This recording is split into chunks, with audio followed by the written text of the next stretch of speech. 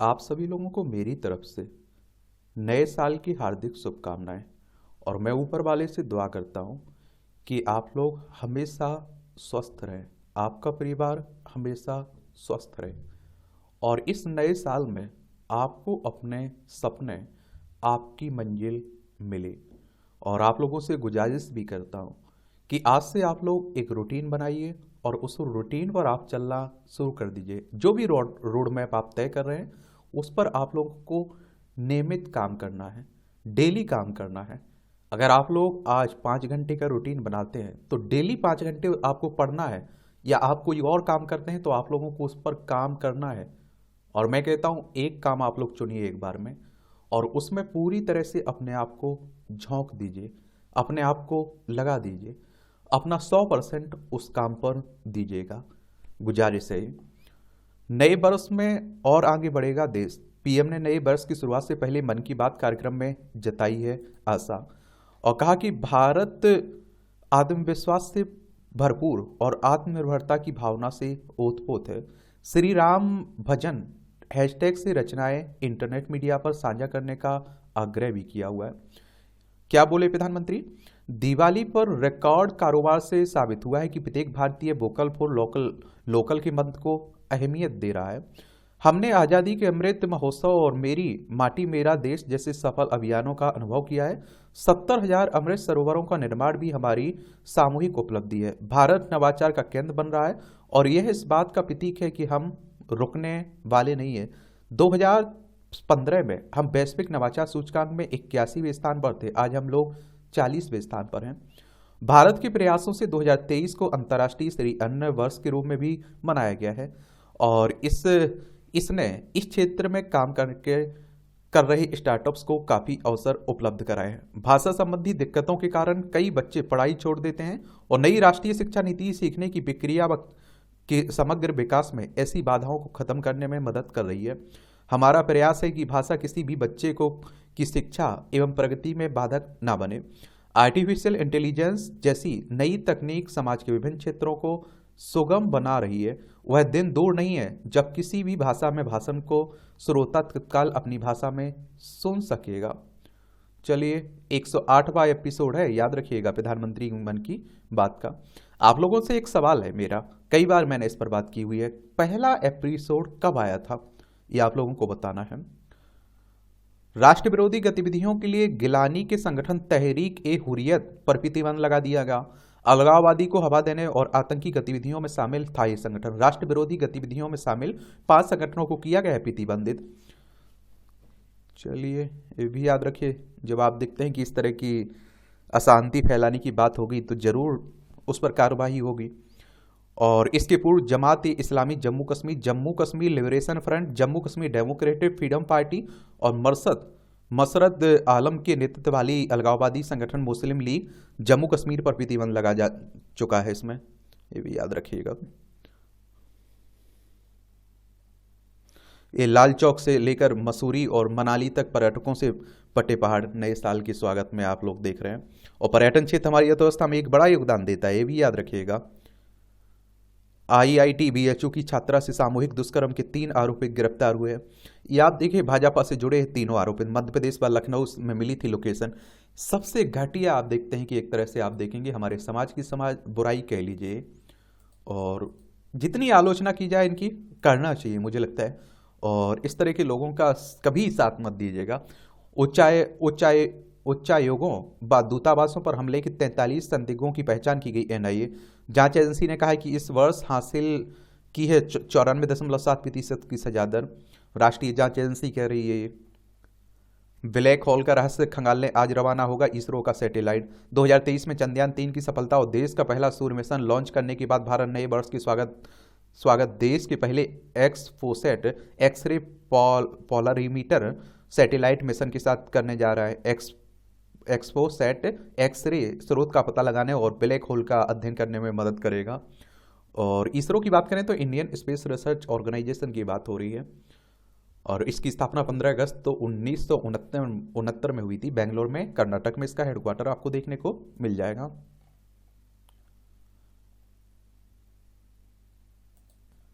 अब आप देखिए राष्ट्रीय राजधानी दिल्ली से जुड़ी हुई खबरें हैं। महिला के इलाज में लापरवाही के लिए एम्स जिम्मेदार है, उपभोक्ता आयोग कह रहा है। आईवीएफ के लिए महिला की नहीं कराई थी थायराइड जांच, शिकायतकर्ता को 2.5 लाख रुपए का भुगतान करने का एम्स को दिया गया निर्देश। कई बार इस तरह की लापरवाही भी महंगी पड़ जाती है। नए साल में फिर शुरू होगी मुफ्त कोचिंग की सुविधा। एएससी और ओबीसी के अलावा सामान्य वर्ग के गरीब बच्चों को मिलेगी यह सुविधा। मुफ्त कोचिंग के साथ 2500 रुपये का मासिक वजीफा भी देगी दिल्ली सरकार। अच्छी पहल है, चलिए यही बोल सकते हैं हम लोग। साक्ष्य नहीं मिलने से खत्म हो जाएगी न्याय की उम्मीद, हाईकोर्ट कह रहा है। मामला क्या है, सबूतों के संरक्षण की अनुमति नहीं देने की निचली अदालत के निर्णय पर हाईकोर्ट ने जताया सवाल। कहा कि देरी बा अदालत के तकनीकी दृष्टिकोण के कारण साक्ष्य नष्ट हुए तो हमेशा के लिए खो जाता है। ये आप देखिए, पश्चिमी दिल्ली के ख्याला पुलिस थाने में 10वीं कक्षा में पढ़ने वाली पीड़िता की मां ने सामूहिक दुष्कर्म का आरोप लगाया था। शिकायत में कहा गया था कि इंस्टाग्राम के माध्यम से एक लड़के से उसकी दोस्ती हुई थी, वह उससे मिलने आया था और जब वह पीड़िता के घर में घुसा तो इस दौरान उसका बहनोई भी एक अन्य व्यक्ति के साथ घर में आया हो। सभी ने उसके साथ सामूहिक दुष्कर्म कर उसका वीडियो बना लिया और किसी और से घटना की बात बताने पर वीडियो प्रसारित करने की धमकी दी। पीड़िता की मां ने 24 जून को दुष्कर्म व पॉक्सो की धारा में मामला दर्ज कराया था। नीति आयोग के पूर्व उपाध्यक्ष अरविंद पनगड़िया बने 16वें वित्त आयोग के चेयरमैन। राजस्व संग्रह का केंद्र सरकार और राज्यों के बीच बंटवारे का फॉर्मूला तय करता है वित्त आयोग, और अनुच्छेद 280 को पढ़ेंगे ना तो वित्त आयोग की स्थापना की बात की गई है। 2026-27 से 30-31 के बीच राजस्व का बंटवारा कैसे किया जाए इस पर अपनी रिपोर्ट देगा। और नीति आयोग की बात करें तो योजना आयोग को प्रतिस्थापित करके आया था 2015 में, उसी की बात हो रही है। अग्नि अर्थशास्त्री से नालंदा विश्वविद्यालय के कुलाधिपति तक का सफर, कई किताबें और लिखी और संपादित की। प्रोफेसर पनगड़िया ने 20 पुस्तकें लिखी और संपादित की। इनकी पुस्तक India the emerging giants 2008 New York को द इकोनॉमिस्ट द्वारा 2008 की शीर्ष पसंद के रूप में सूचीबद्ध किया गया था। CNN के फरीद जकारिया द्वारा इसे भारतीय अर्थव्यवस्था पर निश्चित पुस्तक के रूप में वर्णित किया गया। और आप देखेंगे इससे उनके तकनीकी पेपर अमेरिकी इकोनॉमिक रिव्यू और क्वार्टरली जर्नल ऑफ इकोनॉमिक्स जैसी प्रमुख पत्रिकाओं में छपे और विदेशी मामलों और विदेश नीति में उनके नीति पत्र भी प्रकाशित हुए हैं। 2015 में मोदी सरकार ने उन्हें नीति आयोग का पहला उपाध्यक्ष भी बनाया था। गुजरात के मॉडल के पक्ष में 2014 के आम चुनाव से पहले लेख भी इन्होंने कई लिखे, तो ये भी याद रखिएगा, अच्छी बात है। और 30 सितंबर 1952 में जन्मे थे, आप लोग याद रखिएगा। और इन्होंने आप देखते हैं कि अर्थशास्त्र में BA और MA किया हुआ है और उन्होंने प्रिंसटन विश्वविद्यालय से अर्थशास्त्र में PhD की हुई है। और 1978 से 2003 तक कॉलेज पार्क मैरीलैंड विश्वविद्यालय में अर्थशास्त्र विभाग की संकाय भी रहे हैं। उनके पिता का नाम बाबूलाल पनगड़िया और माता का नाम मोहन कुमारी। केंद्र से वार्ता के लिए 3 नागा समूह एकजुट हुए हैं। दशकों पुराने नागा राजनीतिक मुद्दे के समाधान के लिए 3 नागा समूह एकजुट होकर केंद्र के साथ संयुक्त रूप से बात करने का फैसला किया है इन्होंने। और एक बात और आपको बता दूं, क्या है ना कि अब जो इस तरह के संगठन थे वो केंद्र से समझौता कर रहे हैं शांति के लिए, क्योंकि उन्हें भी मालूम है कि उनका असर अगर नहीं रहेंगे, अशांति फैलाएंगे तो बुरा होने वाला है। नौसेना ने अरब सागर और अदन की खाड़ी में बढ़ाई निगरानी। हाल में व्यापारिक जहाजों पर हमले की घटनाओं को मद्देनजर उठाया गया ये कदम। और देश में रक्षा उत्पादन पहली बार 1 लाख करोड़ के पास पहुंचा है। रक्षा मंत्री ने कहा है कि 2022-23 में 10 गुना बढ़ के रक्षा निर्यात 15,920 करोड़ हो गया है। बोले देश को आत्मनिर्भर बनाने को रक्षा मंत्रालय है जरूरी कदम उठाएगा, अच्छी बात है। सुखोई 30 विमानों का सेवाकाल 20 वर्ष बढ़ाने की योजना बना रही है वायुसेना हमारी।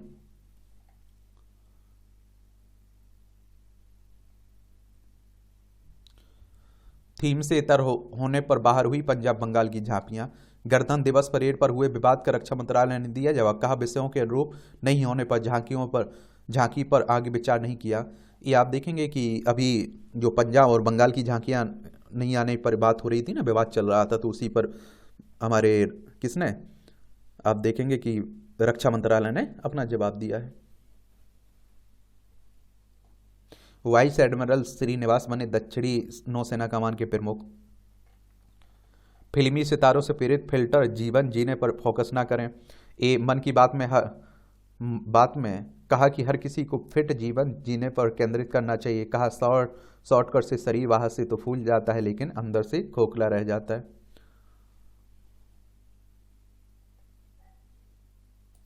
अब आप देखिए राजनीति की बातें हैं और मैं कहता हूं इन पर हम क्या बात करें। हम तो सीधा सा याद रखिए, जहां चुनाव होते हैं तो चुनाव के बारे में, वो वहां जो रिजल्ट आता है वो रिजल्ट के बारे में, वो चुनाव आयोग के बारे में याद रखा करिएगा।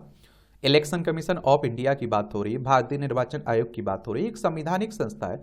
संविधान के अनुच्छेद 324 के तहत चुनाव आयोग की स्थापना की बात की गई है और 25 जनवरी 1950 में स्थापना हुई थी। 25 जनवरी को आप लोग मतदाता दिवस के रूप में मनाते हैं।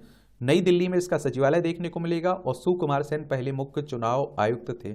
विधानसभा, राज्यसभा, लोकसभा, राष्ट्रपति, उपराष्ट्रपति, इन सब की देखभाल कौन करता है? इलेक्शन कमीशन ऑफ इंडिया ही करता है।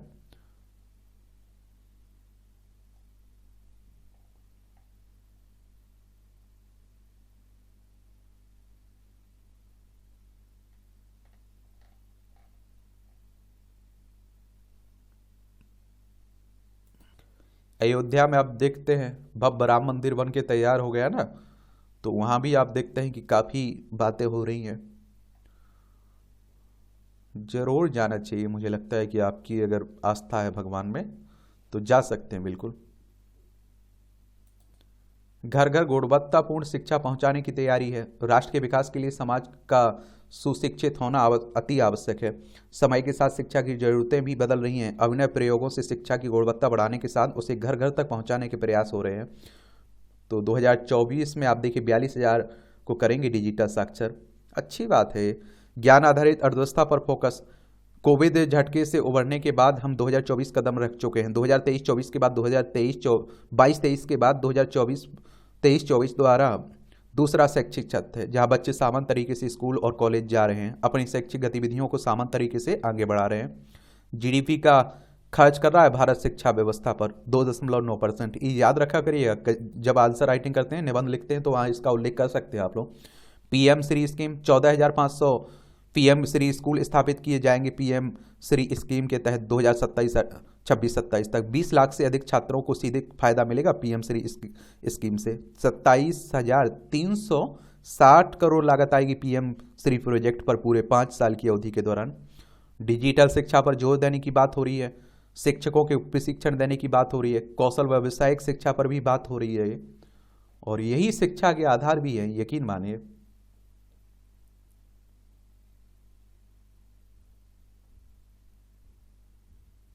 एक कोर्ट कह रहा है, आप देखते हैं, संपत्ति बचाने के लिए जानलेवा तरीकों का सहारा लेना जघन्य अपराध है। खेतों में बिजली की तार से करंट लगने से मौत होने के मामले में की है ये कोर्ट ने टिप्पणी।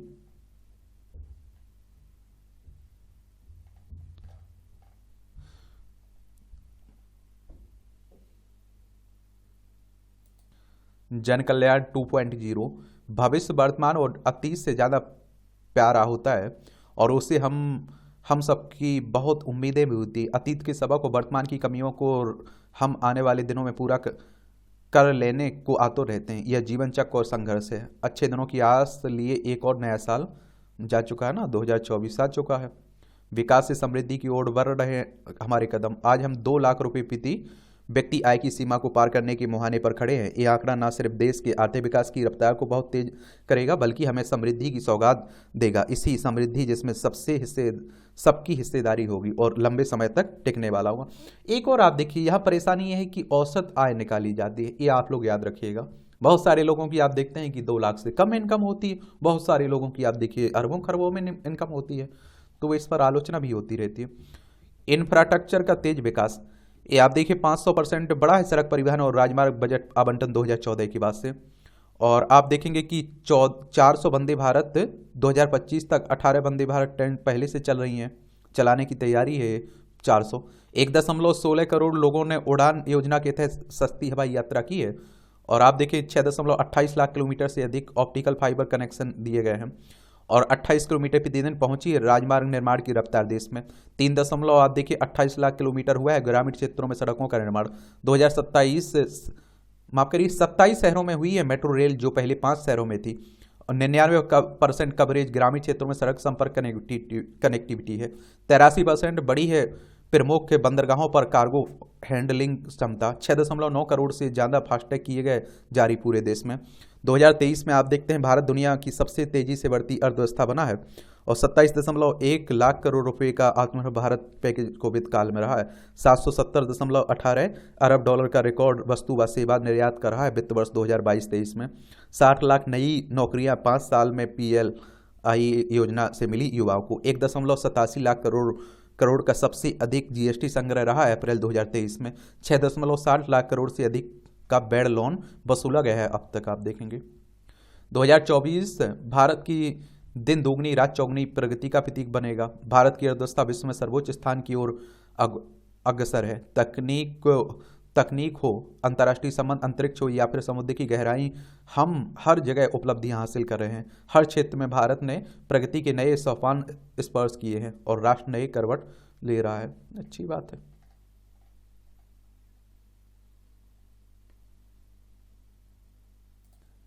ये आप देखिए संपादकीय पाठ है। ये आपको प्रीलिम्स में, मुख्य परीक्षा में, इंटरव्यू में हर जगह मदद पहुंचाता है। एक सामान्य जानकारी मिलती है आप लोगों को यहाँ से। नई उम्मीदों का नया साल, और आप देखिए नए वर्ष में अनेक संभावनाएं तो तमाम चुनौतियां भी हैं।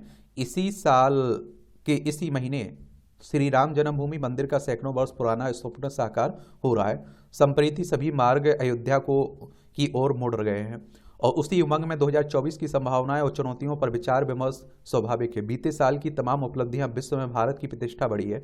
भारत ने G20 का नेतृत्व किया है और प्रधानमंत्री नरेंद्र मोदी ने नेतृत्व में G20 का एजेंडा भी जारी हुआ है। रूस, यूक्रेन और इजराइल हमास युद्ध में भारतीय नीति की प्रशंसा हुई है और इसी बार भारत के मन और प्रज्ञा अंतरिक्ष की सतह तक पहुंच गए हैं। चंद्रयान की सफलता अंतर्राष्ट्रीय चर्चा का विषय रही। भारत आत्मनिर्भर हो गया है, राष्ट्र का आत्मविश्वास बढ़ा है। इतिहास विरूपण का विषय पूरे वर्ष चर्चा में रहा है। इतिहास लेखन का पक्षपात स्पष्ट हो गया है। इस विषय पर राष्ट्रीय विमर्श 2024 में निर्णायक मोड़ ले सकता है। श्री राम और श्री कृष्ण को काव्य कल्पना बताने वाले कथित लिबरल सेकुलर इतिहासकार लज्जित हैं। भारत के प्राचीन निवासी मूल अभिजन आर्य हैं और इन्हीं विदेशी हमलावर बताया जा रहा है और 2024 में इस झूठ के पर्दाफाश के आसार हैं। नई शिक्षा नीति में प्राचीन ज्ञान परंपरा को विशेष महत्व मिला है। 2023 में भारत को नया एवं भव्य संसद भवन प्राप्त हुआ है। यह उमंग का विषय है, लेकिन संसदीय कार्यवाही में गतिरोध राष्ट्रीय चिंता और चुनौती के विषय है। संसदीय बहसों में कटुता बढ़ी है। राजनीतिक विमर्श में अभद्र शब्द का प्रयोग बढ़ा है। राष्ट्र आहत है। संसदीय संस्थाओं में हुल्लड़ और असंसदीय भाषा चुनौती बनकर उभरी है। उम्मीद है कि 2024 में विधायी सदनों की भाषा प्रेमपूर्ण और बहस की गुणवत्ता भी बढ़ेगी। भारत विश्व का प्राचीनतम जनतंत्र है। यहाँ वैदिक काल में भी सभा और समिति जैसी संस्थाएं रही हैं और उनकी कार्यवाही शालीन होती थी। भारतीय संसद में 1980-85 तक ऐसी अराजक स्थितियां नहीं थी। संसदीय जनतंत्र संवैधानिक संस्थाओं से चलता है और संवैधानिक संस्थाओं का आदर प्रत्येक भारतीय का कर्तव्य है। लेकिन संसद और चुनाव आयोग सहित तमाम संवैधानिक संस्थाओं का सम्मान घट रहा है। विश्वास है कि 2024 में चुनौती पर सकारात्मक विचार होगा। 2023 में उत्तर दक्षिण की विभाजक चर्चा भी हुई है। उत्तर दक्षिण, पूरब और पश्चिम भारत के ही अविभाज्य अंग हैं। राजनीतिक कारणों से देश के मानस को अलगाववादी बनाना घोर आपत्तिजनक है और जनसंख्या वृद्धि के कारण अनेक समस्याएं जन्म लेती हैं। संसाधन घटते जाते हैं। 2023 में जनसंख्या वृद्धि की राष्ट्रीय चुनौती पर विशेष चर्चा नहीं हुई है। समय के साथ प्रदूषण की समस्या विकराल होती जा रही है। राष्ट्रीय राजधानी दिल्ली में तो सांस लेना कठिन है और इसने तमाम बीमारियों को जन्म दिया है। सरकार ने पर्यावरण संरक्षण की दिशा में काफ़ी कुछ किया है, लेकिन इसे लेकर जन जागरण की आवश्यकता है। सनातन धर्म भी सेकुलर हमले का निशाना रहा है और सनातन का सीधा अर्थ है जो सदा से है और सदा रहता है और जो भविष्य में भी रहेगा वह सनातन है। सनातन अस्तित्व का नियम और ब्राह्मणीय अनुशासन और लेकिन तमिलनाडु के एक मंत्री ने सनातन को डेंगू और मलेरिया आदि बताया। यह राजनीति घटिया है। विश्वास है कि 2024 में सांस्कृतिक अपमानजनक टिप्पणियों पर रोक लगेगी। संविधान में संस्कृति का संवर्धन राष्ट्रीय कर्तव्य है। अपनी संस्कृति को ही अब देखिए अपमानित करने वाले लोग 2024 में जन उपेक्षा का विषय बन सकते हैं। भारतीय संस्कृति को मैक्स मूलर आदि यूरोपीय विद्वानों ने भी श्रेष्ठ बताया है। उम्मीद है कि 2024 में मथुरा, काशी सहित सभी सांस्कृतिक प्रतीकों की प्रतिष्ठा बढ़ेगी और सभी नागरिकों के लिए एक समान नागरिक संहिता राष्ट्र निर्माता का स्वप्न रही है। संविधान निर्माताओं ने इस अपेक्षा को राज्य की नीति निर्देशक तत्वों में संहिताबद्ध किया है। नागरिक संहिता 2023 में भी विमर्श का विषय रही है और इस विषय पर पहले ही देर हो गई है। विश्वास है कि 2024 में इसे सामान्य लोक स्वीकृति मिलेगी और तदनुसार विधायन होगा। नए साल की चुनौतियां बड़ी हैं और इसी साल आम चुनाव हैं। संसदीय जनतंत्र में चुनाव महत्वपूर्ण उत्सव होते हैं, लेकिन चुनावी विमर्श शब्द अराजकता बड़ी है और आप देखिए व्यक्तिगत आरोप एवं आक्षेप बड़े हैं। इस कारण विमर्श के महत्वपूर्ण मुद्दे पृष्ठभूमि चले जाते हैं। दलीय घोषणा पत्रों पर बहस नहीं होती है। चुनावी आचार संहिता तार तार होती है। चुनाव आयोग से लेकर चुनाव कराने वाला प्रशासनिक तंत्र भी विषम चुनौतियों का सामना करता है और कभी कभी चुनाव आयोग पर भी राजनीतिक दलों द्वारा आरोप लगाए जाते हैं। आयोग स्वतंत्र संवैधानिक संस्था है। विश्व के सबसे बड़े लोकतंत्र में ऐसे आरोप अंतर्राष्ट्रीय अपयश बनते हैं। विचार अभिव्यक्ति की स्वतंत्रता का भी बहुधा दुरुपयोग हुआ है। छिटपुट हिंसा भी होती है। कायदे से दलीय नीतियों पर बहस होनी चाहिए और प्रत्येक दल को अपनी नीति और कार्यक्रम के आधार पर लोकमत बनाना चाहिए, लेकिन प्रायः ऐसा नहीं होता है। 2024 में आदर्श चुनाव अभिलाषा है। प्रधानमंत्री मोदी ने लाल किले से अपने संबोधन में देशवासियों से 5 प्रण लेने का आह्वान किया था और उस संबोधन में 2022 से 2027 तक के समय को अमृतकाल कहा गया। इस संकल्पों में विकसित भारत, गुलामी की सोच से मुक्ति, विरासत पर गर्व, एकता और एकजुटता और नागरिकों द्वारा कर्तव्य पालन 5 प्रण है। इसमें आप देखिए इनमें 2047 तक भारत को विकसित बनाने का धैर्य महत्वपूर्ण है और प्रण सांस्कृतिक है और उनके लक्ष्य आर्थिक और राष्ट्रीय एकता महत्वपूर्ण लक्ष्य है। विश्वास है कि 5 प्रण संकल्प भारत की राष्ट्रीय जीवन में गुणात्मक परिवर्तन लाएंगे। 2024 में ऐसे सभी राष्ट्रीय प्रश्नों एवं चुनौतियों में गहन विमर्श की संभावना है। उम्मीद है कि राष्ट्रीय जीवन के भिन्न भिन्न क्षेत्रों में सक्रिय महानुभाव गहन विमर्श के लिए आगे आएंगे और साझा विकास और संवेद संकल्प 2024 को मंगलमय बनाएगा। लेखक उत्तर प्रदेश विधानसभा के पूर्व अध्यक्ष हृदय नारायण दीक्षित साहब, इनके द्वारा ये लिखा गया है आर्टिकल। ये आप देखिए आर्थिकी की उत्साहजनक तस्वीर। रूस यूक्रेन हमास इजरायल संघर्ष और वैश्विक स्तर पर ऊंची ब्याज दरों ने गत वर्ष विश्व की आर्थिक परिदृश्य को कभी भी स्थिर नहीं रहने दिया।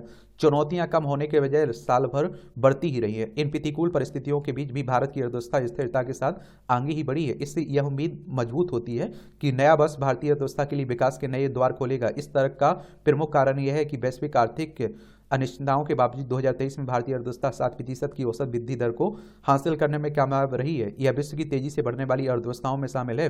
आरबीआई के प्रयासों से मुद्रास्फीति थोड़े उतार चढ़ाव के साथ वर्ष भर औसत रूप से 5.5% ही रही। डॉलर के मुकाबले भारतीय रुपया स्वयं को स्थिर रखने में सफल रहा है। वर्ष 2022 में रुपये में 10% की गिरावट की तुलना में 2023 में मात्र 1% की गिरावट दर्ज हुई है। भारत का विनिर्माण PMI परचेजिंग मैनेजर्स इंडेक्स पूरे साल आप देखेंगे 55 से अधिक रहा है। PMI का 50 से अधिक रहने का तात्पर्य है कि देश में विनिर्माण गतिविधियां तेजी से बढ़ रही हैं। विश्व के 7वें बड़े भारतीय शेयर बाजार में सबसे अच्छा प्रदर्शन रहा है। नए रिकॉर्ड स्थापित करते हुए GST संग्रह 2022 की तुलना में 11% अधिक रहा है। GST का मासिक संग्रह औसतन 1.66 लाख करोड़ रुपए रहा है। देखिए RBI की बात करें तो रिजर्व बैंक ऑफ इंडिया की बात हो रही है। हमारी केंद्रीय बैंक है, बैंकों का बैंक भी आप लोग कहते हैं। 1 अप्रैल 1935 में इसकी स्थापना हुई थी। मुंबई में हेडक्वार्टर देखने को मिलेगा। अर्थव्यवस्था के हर मोर्चे पर भारत के उम्दा प्रदर्शन को देखते हुए अंतर्राष्ट्रीय संस्थाओं ने भी 2024 के विकास के अनुमानों में संशोधन कर इसे बढ़ा दिया है। मॉर्गन स्टैनली ने भारत की रेटिंग को 2 बार अपग्रेड कर विकास दर के अनुमान को 6.5% कर दिया है। IMF ने भारत की विकास दर आप देखो 6.1% से बढ़ाकर 6.3% कर दिया। स्टैंडर्ड एंड पुअर्स ग्लोबल ने भी अपनी अनुमानों को 6% से बढ़ाकर 6.4% कर दिया है। आज भारत जिस मुकाम पर दिखाई दे रहा है वहां तक पहुंचने में पिछले 1 दशक से जारी सुधारों की एक लंबी श्रृंखला का अहम योगदान है। इन सुधारों में क्रम में यदि हम निरंतर आगे बढ़ते रहे तो 2047 तक भारत को विकसित राष्ट्र बनाना मुश्किल नहीं होगा। IMF के अनुसार भारत 2027 तक जापान को पछाड़कर दुनिया की तीसरी सबसे बड़ी अर्थव्यवस्था बन जाएगा। और देखिए IMF की अगर बात करें तो इंटरनेशनल मॉनेटरी फंड की बात हो रही है, ये आप लोग याद रखिएगा। अंतर्राष्ट्रीय वित्तीय संस्थान है, क्या अंतर्राष्ट्रीय वित्तीय संस्थान है, ये भी याद रखिएगा इसके बारे में। और इस तरह के देखिए जो संगठन है उनके बारे में आप लोग जरूर एक जानकारी रखिएगा, क्योंकि इनसे हर साल क्वेश्चंस पूछे जा रहे हैं। और इसकी स्थापना 27 दिसंबर 1945 में हुई थी। वॉशिंगटन DC में इसका हेडक्वार्टर USA में देखने को मिल जाएगा। युवा कामकाजी आबादी, तेजी से बढ़ता बाजार, तकनीकी सक्षम शासन, डिजिटल क्षमता और ग्रीन भारत, सुदृढ़ बुनियादी ढांचे की ओर बढ़ते कदम आदि अनेक ऐसे कारण हैं जो उज्ज्वल भारत की तस्वीर को पेश करते हैं। स्वास्थ्य सीमा सेवा एवं बीमा, फिनटेक, नवीकरणीय ऊर्जा तकनीक, इलेक्ट्रिक वाहन, आईटी एवं सेवाएं, अंतरिक्ष क्षेत्र, बैटरी ऊर्जा, हरित हाइड्रोजन, जैव प्रौद्योगिकी, सेमीकंडक्टर चिप निर्माण, रियल एस्टेट, बुनियादी ढांचा, शोध एवं विकास, तकनीकी नवाचार और कृत्रिम बुद्धिमत्ता आदि क्षेत्र 2024 में विदेशी निवेशकों के आकर्षण का केंद्र रहेंगे। निवेशकों के लिए राज्य सरकारें लचीली हैं और अत्याधुनिक प्रौद्योगिकी को आकर्षित करने एवं बड़े पैमाने पर रोजगार पैदा करने के लिए प्रतिस्पर्धी छूट की पेशकश कर रही है। कारोबारी माहौल को बेहतर बनाकर निजी उपभोग और घरेलू व्यय को बढ़ावा दिया जा रहा है। वित्त वर्ष 2022-23 में निजी खपत और निजी निवेश का सकल घरेलू उत्पाद में क्रमशः 61% और 31% हिस्सा था। वर्तमान में आप देखते हैं कि वर्तमान में भारतीय अर्थव्यवस्था मुख्यतः घरेलू उपभोग से संचालित है, जिसे बाजार उन्मुखी बनाने के लिए प्रयास किए जा रहे हैं। भारत में 120 crore mobile phone, 80 crore internet और 30 करोड़ यूपीआई उपयोगकर्ता डिजिटल इंडिया में रचनात्मक और नवाचार को बढ़ावा देने में महत्वपूर्ण भूमिका निभा रहे हैं। ऑनलाइन उत्पादों और सेवाओं की मांग में तेजी से होती वृद्धि भारत के छोटे शहरों की बढ़ती हिस्सेदारी का सूचक है। 2014 में कुल जीडीपी में डिजिटल अर्थव्यवस्था का हिस्सा लगभग 4.5% था और वर्तमान में यह 11% है। वर्ष 2026 तक इसके 20% से अधिक होने की संभावना है। आयुष्मान भारत से न सिर्फ स्वास्थ्य सेवाओं तक सभी की पहुंच बढ़ी है, बल्कि शिशु मृत्यु दर, मातृ मृत्यु दर और कम वजन वाले बच्चों के अनुपात में भी तेजी से गिरावट आई है। और इन मजबूत आधारों पर ही भारत सरकार ने आने वाले समय के लिए लक्ष्य भी निर्धारित किए हैं। जीडीपी में लगभग 17% का योगदान करने वाले विनिर्माण क्षेत्र का योगदान आने वाले कुछ वर्षों में 21% तक हो जाएगा और वित्त वर्ष 2025-26 तक यह विनिर्माण बाजार लगभग $1 ट्रिलियन तक पहुंचने का अनुमान है। और नौकरशाही को सुव्यवस्थित करने एवं लॉजिस्टिक्स लागत को कम करने के प्रयासों की कड़ी में वैश्विक आपूर्ति श्रृंखला में भारत धीरे धीरे एक प्रमुख खिलाड़ी के रूप में उभर रहा है और 2023-24 में 400 अरब डॉलर तक पहुंचने वाली निर्यात 2030 तक $1 ट्रिलियन के लक्ष्य को हासिल कर लेगा, जिसमें सेवा निर्यात भी शामिल है। 2030 तक भारत को ऊर्जा क्षेत्र में आत्मनिर्भर बनाने के लिए गैर जीवाश्म ईंधन क्षमता के 500 गीगावाट के लक्ष्य की दिशा में गंभीरता से कार्य किया जा रहा है। पिछले 10 वर्षों में आप देखिए अक्षय ऊर्जा उत्पादन की क्षमता में 5 गुना वृद्धि कर भारत दुनिया में ऊर्जा लीडर के रूप में उभरा है। 2040 तक नवीकरणीय स्रोतों से 50% ऊर्जा उत्पादन करने का लक्ष्य है। कुल मिलाकर आप देखिए 2023 में भारतीय अर्थव्यवस्था को मिली मजबूती की कहानी कि 2024 के आर्थिक विकास की पृष्ठभूमि भी तैयार करेगी। लेखक अर्थशास्त्री हैं डॉक्टर सुरजीत सिंह के द्वारा ये आर्टिकल लिखा गया है। नव वर्ष के संकल्प, नव वर्ष की शुरुआत होते शुभकामनाएं की गूंज होने लगती है। लोग एक दूसरे के बेहतर जीवन की शुभकामनाएं व्यक्त करते हैं, जिसमें बेहतर स्वास्थ्य, सुख, समृद्धि, धन धान्य वृद्धि आदि की भावनाएं शामिल होती हैं। चूंकि ये सारी भावनाएं शब्दों से व्यक्त की जाती हैं, लिहाजा प्रयास होना चाहिए कि शब्द इतने कारगर हों कि शुभकामनाओं में व्यक्त किए गए भाव यथार्थ रूप ले लें। और धर्म ग्रंथों में शब्द भेदी बाण चलाए जाने का उल्लेख मिलता है। मनुष्य के होठों की आकृति भी धनुष की तरह होती है और उससे निकलने वाला शब्द बाण की तरह होते हैं। कठोर शब्द जानलेवा हो सकते हैं और जबकि मृदुल शब्द पुष्पों जैसे लगते हैं। मैं आप लोगों से देखिए एक ही गुजारिश करता हूं कि कितने भी आप प्रैक्टिकल बनिए, कुछ भी बन जाइए, एक भरोसा, ईमानदारी तो रहनी चाहिए। और देखिए बड़ों के प्रति एक तरह से लगाव रहना चाहिए और मैं कहता हूं उनके प्रति रिस्पेक्ट रहना चाहिए। और आपकी महानता, आपके बड़ेपन का यहीं से पता चलता है, ठीक है। और इतने प्रैक्टिकल मत हो जाइए कि किसी की भावनाओं के से खेलने लग जाए, किसी के सपनों के साथ मजाक उड़ाने लग जाए। ये मत करिएगा, बहुत घटिया चीज़ें होती हैं। बस आप लोगों से इतनी गुजारिश करता हूँ। आशाएं सजोने का अवसर, नया वर्ष सदैव गतिमान कालचक्र का परिचायक मात्र होता है, फिर भी यह उत्साह पैदा करता है और आशाएं जगाता है। आशा होती है कि सुख की, समृद्धि की और सद्भाव की, न केवल व्यक्तिगत जीवन में बल्कि समाज और राष्ट्र के साथ वैश्विक जीवन भी। बीते वर्षों में 20 वर्षों में देश ने जिस तरह प्रगति की है, अंतर्राष्ट्रीय स्तर पर अपनी छाप छोड़ी है, उससे यह आशा और उपलब्धि हो रही है कि 2024 में देश और नई ऊंचाइयों को छुएगा। इसे प्रधानमंत्री ने अपनी मासिक रेडियो कार्यक्रम मन की बात में भी रेखांकित किया है। उनके इस आकलन से असहमत नहीं हुआ जा सकता है कि आज का भारत आत्मविश्वास से भरा है, आत्मनिर्भरता की भावना से ओतप्रोत है। वास्तव में यही भावना किसी राष्ट्र को आगे ले जाती है और उसके लक्ष्य को पूरा करने में सहायक बनती है। यह भावना जन जन में व्याप्त हो, इसके लिए राजनीतिक, प्रशासनिक और सामाजिक सांस्कृतिक स्तर पर अग्रणी लोगों को सक्रियता दिखानी चाहिए। इससे ही और इससे ही इस नए वर्ष और आगे आने वाले समय में देश अपना अपेक्षाओं को पूरा करने में सक्षम होगा। इससे कोई इनकार नहीं कर सकता है कि बीते वर्षों में भारत ने विभिन्न क्षेत्रों में उल्लेखनीय प्रगति करने के साथ अंतर्राष्ट्रीय स्तर पर अपनी गहरी छाप छोड़ी और उनका वैश्विक कद बढ़ा है। भविष्य में आप देखिए बहुत कुछ अपेक्षित के साथ साथ अनपेक्षित भी होता है, लेकिन इस वर्ष की एक महान उपलब्धि अयोध्या में राम जन्मभूमि मंदिर का निर्माण भी 500 वर्ष पुराने इस सपने का साकार होना इस वर्ष को युगों तक विशेष बनाए रखेगा। राम जन्मभूमि मंदिर के निर्माण के रूप में भारतीय समाज की दृढ़ता और जीवटता का परिचय मिलता है। इसका ही परिचय देकर देश और अधिक सक्षम एवं सबल बन सकता है। हमें समाज के रूप में भी और अधिक सक्षम बनना होगा, क्योंकि तभी उन चुनौतियों का सामना किया जा सकता है जो सामने दिख रही है। और प्रगति पथ को और प्रशस्त करने के लिए हमें अपने लक्ष्यों के साथ चुनौतियों पर भी ध्यान देना होगा। कोई भी समाज और राष्ट्र हो वह कभी चुनौतियों से मुक्त नहीं होता है। तेजी से बदलते इस युग में तो और भी नई नई चुनौतियों का सामना आती रहती हैं, चुनौतियां सामने आती रहती। उपलब्धियों को हासिल करना तभी आसान होता है जब चुनौतियों से पार पाने के लिए सदैव तत्पर रहा जाए। देश के समक्ष कई स्तरों और कई रूपों में चुनौतियां दिख रही हैं। एक और आतंकवाद, नक्सलवाद और उग्रवाद की चुनौती, तो दूसरी ओर निर्धनता को दूर करने की, गरीबी को। और इन सभी चुनौतियों का सामना करने के लिए हमें और अधिक संकल्पित होना होगा। नव वर्ष आशाओं को सजोने, सपनों को पूरा करने के साथ संकल्प लेने का भी अवसर होता है, लेकिन संकल्प तभी पूरे होते हैं जब अनुशासन और आत्मबल का परिचय दिया जाता है। इस नए वर्ष में यह परिचय हर कोई दे, इस कामना के साथ नववर्ष का स्वागत है। अनाज वितरण की निगरानी, चावल गेहूं के स्टॉक की ऑनलाइन निगरानी को और सशक्त करने की बिहार सरकार की पहल गरीबों के हित में, ताकि उन तक अनाज का सही वितरण हो सके, जिन्हें जरूरत है उन तक पहुंच सके। नई पहचान करता भारत, समय के साथ आगे बढ़ने और नई पहचान करने की बात केवल व्यक्तिगत जीवन पर ही नहीं, समग्र समाज पर भी लागू होती है। बेहतरी की ओर बढ़ते जाने का जज्बा लिए नागरिकों की यात्रा पहले से बहुत सी आर्थिक, सामाजिक और मानवीय पहलुओं पर कदम ताल करने का सफर है। सशक्त नेतृत्व में से नई ऊंचाइयों तक जाने का यह सामूहिक सामुदायिक भाव और बल पाता है। नई ऊर्जा के साथ नए संकल्पों की रूपरेखा बनती है, आशाओं को जगाती है और योजनाएं धरातल पर उतर पाती हैं।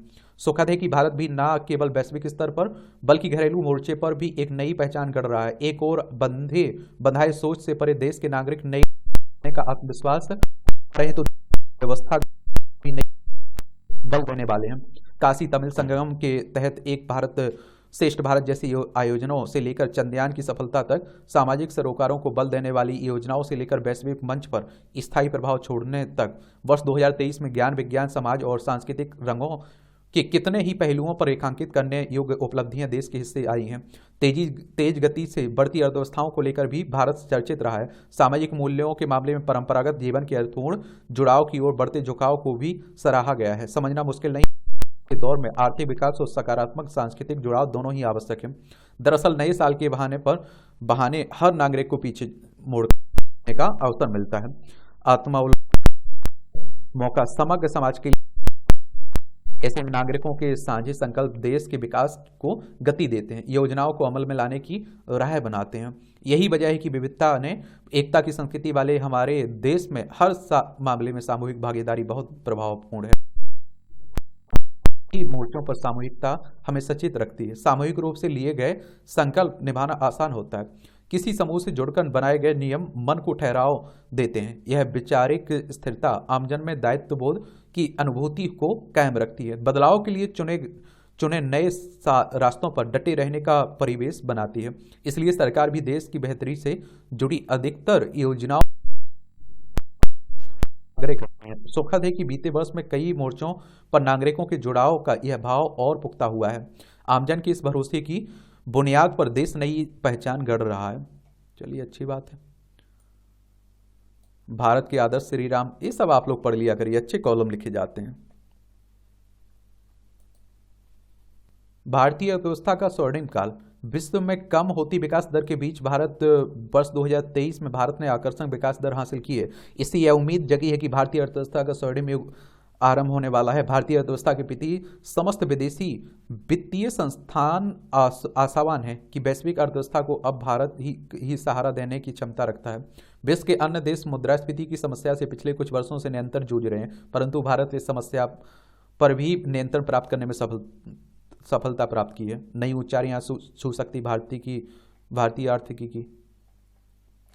ये आप देखिए, यात्रा में देश, खरी खरी तंज कसा जाता है। भारतीय टेलीकॉम सेक्टर की बदलती इस तस्वीर।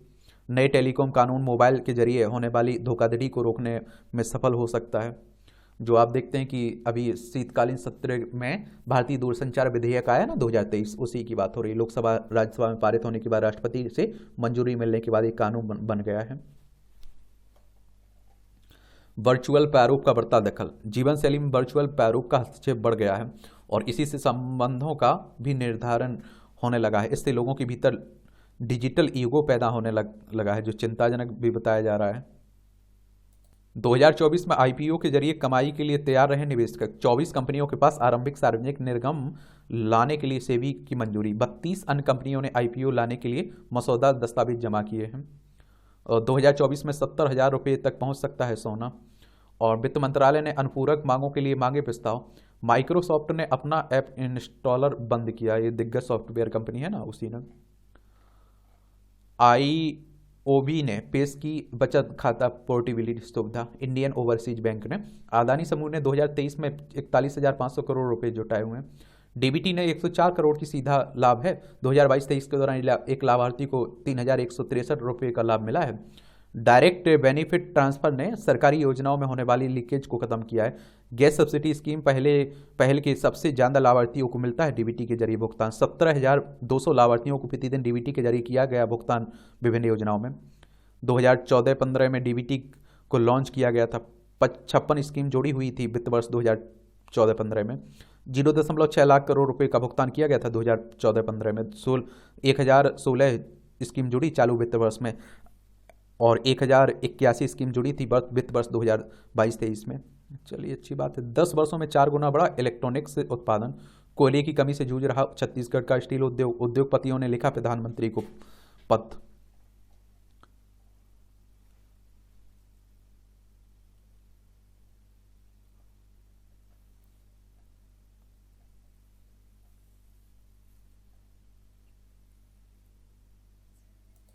ये अंतर्राष्ट्रीय खबरें हैं। वहाँ रूस यूक्रेन के बीच चल रहा है। वहाँ आप देखिए इजराइल और हमास के बीच चल रहा है युद्ध। दुनिया अस्त व्यस्त है ही। देखिए, रूस है, ये यूक्रेन है। यहाँ आपको इजराइल और देखने को मिल जाएगा। ये आप देखेंगे लाल सागर और भूमध्य सागर आपको देखने को मिलेगा। ये हमारा प्यारा भारत है एशिया में।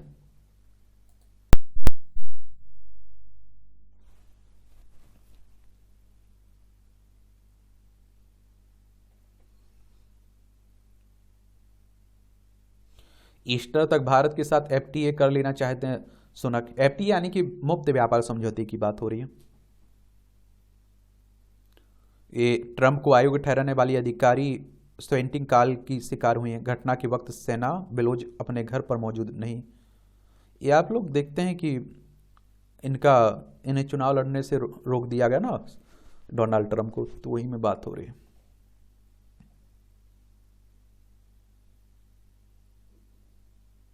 ताइवान राष्ट्रपति पद के प्रत्याशी लाई को चीन ने बताया शांति का विध्वंसक। किम जोंग नए साल में 3 और जासूसी उपग्रह लॉन्च करेंगे। परमाणु हथियार व आधुनिक ड्रोन निर्माण का भी संकल्प है। किम बोले, इस वर्ष अमेरिका के उत्तर कोरिया विरोधी कदम अप्रत्याशित रहे हैं। या आप देख लीजिए, ये दक्षिण कोरिया है, ऊपर उत्तर कोरिया देखने को मिल जाएगा। यहाँ भी सन की शासक बैठा हुआ है। अब आप देखिए, एक खेल का क्षेत्र है। क्रिकेट को तो आप लोग पसंद करते होंगे, तो मुझे लगता है देखते रहते होंगे।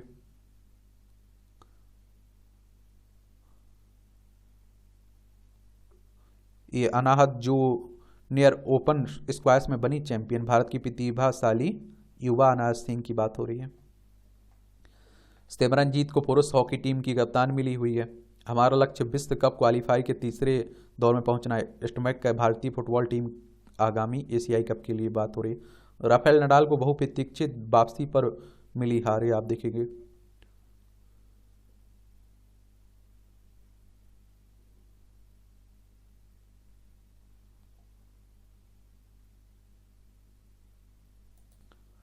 साहित्य में गूंजते आस्था के स्वर। चल सकते हैं, आप लोग पढ़ सकते हैं ये सब, दिलचस्पी हो तो।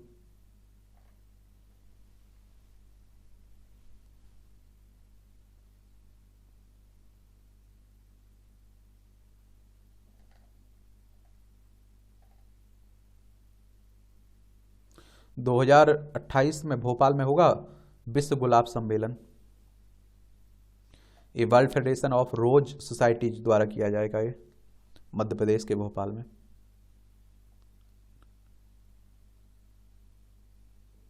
यहाँ भी आपको जनरल नॉलेज की जानकारी मिल जाती है, परीक्षा के पॉइंट से भी पॉइंट मिल जाते हैं। यूरोप के आप देखिए 11 देशों ने यूरो को मुद्रा स्वीकारने का फैसला किया।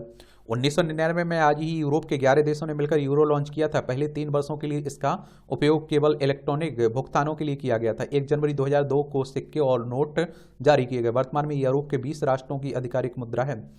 एस्पिरिन को पहली बार टैबलेट के रूप में उपलब्ध कराया गया। 1915 में आज ही जर्मनी की बायर फार्मास्यूटिकल्स ने दर्द बुखार आदि के में कारगर एस्पिरिन को टैबलेट के रूप में उपलब्ध कराया गया। पहले यह पाउडर के रूप में बेची जाती थी। 10 अगस्त 1897 को कंपनी में काम करने वाले रासायनिक फेलिक्स हॉफमैन ने इसकी खोज की थी। सत्येंद्रनाथ बोस के नाम पर रखा गया था बोसोन का कण का नाम। महान गणितज्ञ और भौतिकी विज्ञानी सत्येंद्र नाथ बोस का जन्म 1894 में आज ही कोलकाता में हुआ था। गणित में उच्च शिक्षा प्राप्त कर अध्यापन से जुड़े। 1924 में विज्ञानी अल्बर्ट आइंस्टाइन को अपना शोधपत्र Planck's law and the hypothesis of light quanta भेजा और इसी से बॉस आइंस्टाइन स्टैटिस्टिक्स की बुनियाद पड़ी। यही शोध पत्र पार्टिकल फिजिक्स में क्रांति का आधार बना और आगे हिग्स बोसोन कण की खोज हुई। बॉस के सम्मान में ही इसे बोसोन कण कहा गया। 4 फरवरी 1974 को इनकी डेथ हुई थी। तमोल लोहसार उत्सव, ये नेपाल की राजधानी काठमांडू में। सन स्क्रीन चाहिए तो उसके चयन में रहें सतर्क। इस सूर्य के प्रकाश में मौजूद घातक पराबैंगनी किरणों के दुष्प्रभाव से बचाने में होता है सहायक, लेकिन उसकी गुणवत्ता से ही सुरक्षा हो सकती है सुनिश्चित।